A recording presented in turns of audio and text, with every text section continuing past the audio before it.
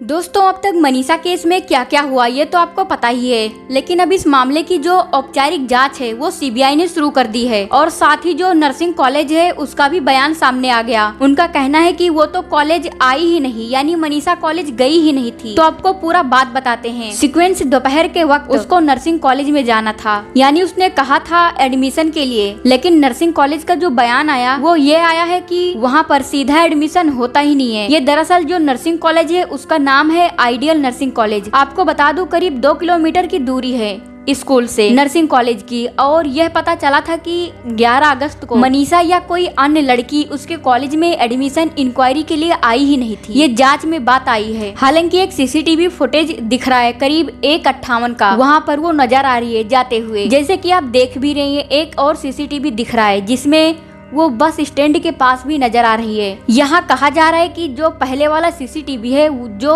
1:58 का है वो कुछ दुकानों के बाहर आगे लगे सीसीटीवी में कैप्चर हुई है। उसकी पोस्टमार्टम 3 बार हो चुका है, एम्स में हुआ, और वो रिपोर्ट हैंडओवर कर दी है। जो एम्स के डॉक्टर ने रिपोर्ट निकाला वो सीबीआई को दे दिया। अब सीबीआई एक एक सीक्वेंस को इसमें जोड़ के मतलब जोड़ेगी और फिर तहकीकात करेगी। तो 11 तारीख को 2 बजे के आसपास वो गायब हुई। हालांकि शाम को उसने फोन किया अपने परिवार को, उसके पिता ने फोन नहीं उठाया। उसके बाद उसके घर वाले खोजते रहे। पुलिस का बर्ताव बेहद ही चिंताजनक और अपमानजनक था, ये खुद सीएम ने भी माना और ये कहा कि इसी वजह से उनको सस्पेंड किया गया। इस बीच मनोहर लाल खट्टर का भी बयान आया। उनका कहना है कि जो पूर्व सीएम है हरियाणा की, इस मामले की तहकीकात जारी है। और आगे आपको बताते हैं कि यह भी पता चला कि कॉलेज प्रबंधन का यह दावा है। इसको एक और बार क्लियर करते हैं। दरअसल मनीषा जिस स्कूल में पढ़ाती थी वो एक प्ले स्कूल था जहां वो पढ़ाती थी। उसकी बस गांव धाड़ी लक्ष्मण में नहीं जाती थी, जो उसकी बस है वो गांव में नहीं जाती थी। यह जानकारी इसलिए क्योंकि मनीषा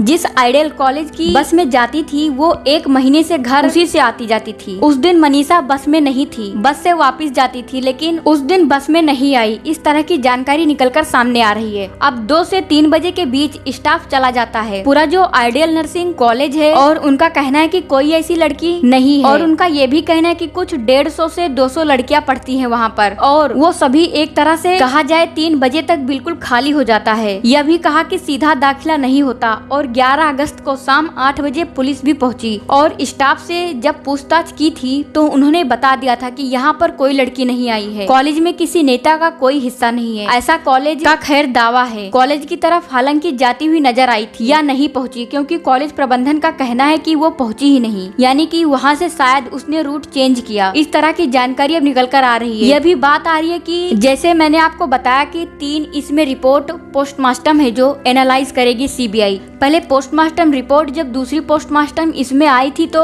उसमें बॉडी खुली हुई थी, और यही बात सारी बातें डॉक्टर ने मेंशन की थी। इसके बाद एक पूर्व मंत्री हैं जो भारतीय जनता पार्टी से हैं, उनका भी एक बयान आया। उनका कहना है कि इस पूरे मसले से कॉलेज का कोई लेना देना नहीं है। अब 11 तारीख को मनीषा नर्सिंग कॉलेज में एडमिशन के लिए घर से निकली। शाम को घर नहीं लौटने पर परिजनों ने लोहारू थाने में गुमशुदगी की शिकायत लेकर गए और नहीं दर्ज की, भगा दिया घर वालों को। पुलिस का गंदा बर्ताव सामने आया। उसके बाद 12 तारीख को कोई सुराग नहीं मिला। परिवार तलाशता रहा। पुलिस ने बिल्कुल गंभीरता से नहीं लिया, लेकिन फिर फाइनली उनकी कंप्लेन दर्ज की गई। अब 13 तारीख को सिंघानिया गांव उसके खेतों में मनीषा का शव मिला था। यहाँ पर इसके बाद परिवार ने विरोध प्रदर्शन किया बहुत ही, और जो बॉडी थी वो बड़ी ही अजीब हालत में थी। परिजनों ने सिविल अस्पताल में धरना शुरू किया। पोस्टमार्टम में मनीषा का 29.5 सेंटीमीटर गला कटा मिला, इस तरह की जानकारी आई। हालांकि यह भी कहा गया शुरुआत में कि जानवरों ने उसके शरीर को नोचा, लेकिन सवाल यह उठता है कि यह भी चीज पोस्टमार्टम में क्लियर होगी। अगर ऐसी बात होगी तो हालांकि पोस्टमार्टम अभी शेयर नहीं की गई है जो एम्स ने किया है। हो सकता है इसमें कुछ और पॉइंट्स हो,